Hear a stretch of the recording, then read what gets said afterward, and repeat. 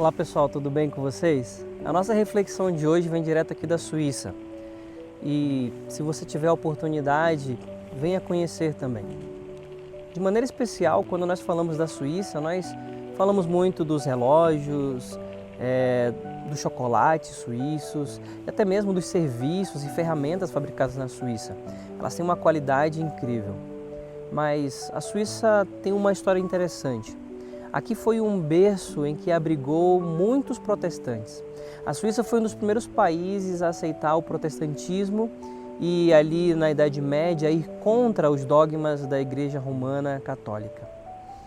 E é interessante nós percebermos que alguns reformadores como João Calvino, Zwinglio, vieram morar aqui na Suíça.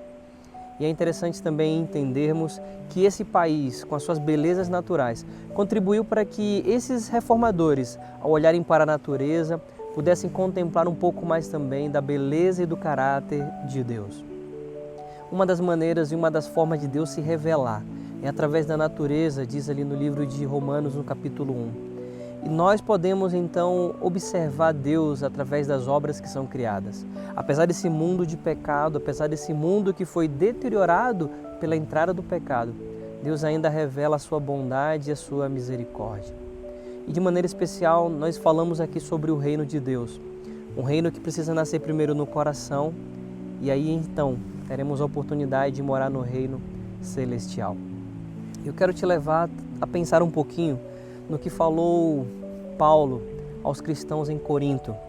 Ao escrever ali em 1 Coríntios, capítulo 4, o verso 20, Paulo disse o seguinte: porque o reino de Deus consiste não em palavra, mas em poder. Muito nós temos falado sobre o reino de Deus. Muito se fala sobre Bíblia, sobre religião, sobre igreja, sobre aceitar a Jesus. As pregações estão aí cada vez mais tomando conta da internet. Mas Paulo coloca um aspecto fundamental, que o reino de Deus não consiste em palavra, mas em poder. Do que adianta termos as palavras se não temos o poder do Espírito Santo na nossa vida? Do que adianta termos as palavras se quem realmente convence do pecado, da justiça e do juízo é o Espírito Santo? É por isso que nós precisamos ter o poder em nossa vida. Cristo disse que todo o poder e toda a autoridade tinha sido dada a Ele. Lá no livro de Mateus, capítulo 28, você encontra isso nos versos 18.